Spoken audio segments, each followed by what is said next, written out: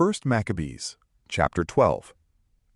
Jonathan saw that the time was favorable for him, so he chose men and sent them to Rome to confirm and renew the friendship that they had with them. He also sent similar letters to the Spartans and to other places. They went to Rome, entered into the Senate house, and said, "Jonathan the high priest and the nation of the Jews have sent us to renew for them the friendship and the alliance as in former time." They gave them letters to the men in every place, that they should provide safe conduct for them on their way to the land of Judah. This is the copy of the letters which Jonathan wrote to the Spartans. Jonathan the high priest, and the senate of the nation, and the priests, and the rest of the people of the Jews, to their kindred the Spartans, greetings. Even before this time, letters were sent to Onias the high priest from Arius, who was reigning among you, to signify that you are our kindred, as the copy written below shows. Onias welcomed honorably the man who was sent and received the letters, wherein declaration was made of alliance and friendship. Therefore, we also, even though we need none of these things, having for our encouragement the holy books which are in our hands, we have undertaken to send, that we might renew our brotherhood and friendship with you, to the end that we should not become estranged from you altogether, for a long time has passed since you sent your letter to us.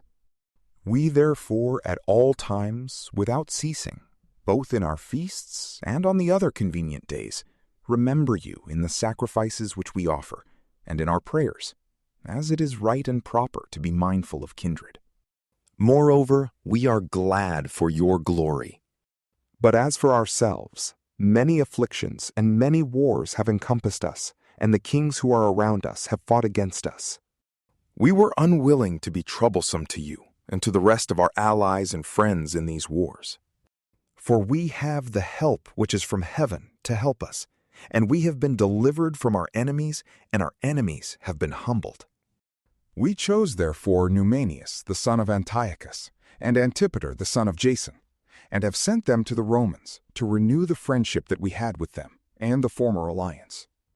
We commanded them therefore to go also to you, and to salute you, and to deliver you our letters concerning the renewing of friendship and our brotherhood. And now you will do well if you give us a reply. And this is the copy of the letters which they sent to Onias. Arius, king of the Spartans, to Onias the chief priest, greetings. It has been found in writing concerning the Spartans and the Jews that they are kindred, and that they are of the descendants of Abraham. Now, since this has come to our knowledge, you will do well to write to us of your prosperity. We moreover write on our part to you, that your livestock and goods are ours, and ours are yours. We do command, therefore, that they make report to you accordingly. Now Jonathan heard that Demetrius's princes had returned to fight against him with a greater army than before. So he marched away from Jerusalem, and met them in the country of Hamath, for he gave them no opportunity to set foot in his country. He sent spies into his camp, and they came again and reported to him that they were preparing to attack them at night. But as soon as the sun was down, Jonathan commanded his men to watch and to be armed, that all the night long they might be ready for battle. He stationed sentinels around the camp. The adversaries heard that Jonathan and his men were ready for battle, and they feared and trembled in their hearts, and they kindled fires in their camp, then withdrew. But Jonathan and his men didn't know it until the morning, for they saw the fires burning. Jonathan pursued after them, but didn't overtake them, for they had gone over the river Eleutherus. Then Jonathan turned toward the Arabians, who were called Zabadians, and struck them, and took their spoils. He came out from there, and came to Damascus, and took his journey through all the country. Simon went out and took his journey as far as Ascalon and the strongholds that were near it. Then he turned toward Joppa, and took possession of it. For he had heard that they were planning to hand over the stronghold to Demetrius's men. He set a garrison there to guard it. Then Jonathan returned and called the elders of the people together. He planned with them to build strongholds in Judea, and to make the walls of Jerusalem higher, and to raise a great mound between the citadel and the city, to separate it from the city, that so it might be isolated, that its garrison might neither buy nor sell. They were gathered together to build the city. Part of the wall of the brook that is on the east side had fallen down, and he repaired the section called Chaphanatha.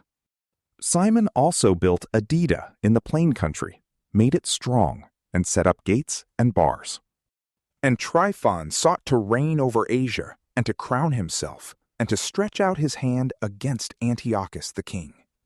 He was afraid that Jonathan wouldn't allow him, and that he would fight against him, and he sought a way to seize him, that he might destroy him. So he marched out and came to Bethshan.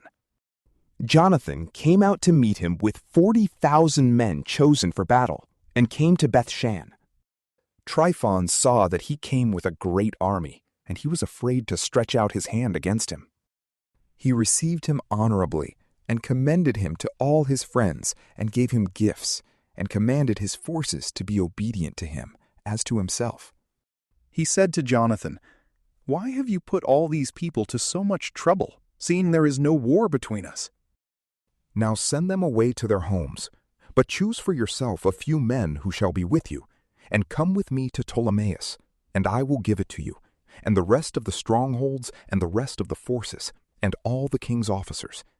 Then I will turn around and depart, for this is why I came." He put his trust in him, and did even as he said, and sent away his forces, and they departed into the land of Judah. But he reserved to himself 3,000 men, of whom he left 2,000 in Galilee, but 1,000 went with him. Now as soon as Jonathan entered into Ptolemais, the people of Ptolemais shut the gates and seized him. They killed all those who came in with him with the sword. Tryphon sent troops and cavalry into Galilee and into the great plain to destroy all Jonathan's men. They perceived that he had been seized and had perished, along with those who were with him. They encouraged one another and went on their way close together, prepared to fight. Those who followed them saw that they were ready to fight for their lives, and turned back again. They all came in peace into the land of Judah, and they mourned for Jonathan and those who were with him, and they were very afraid.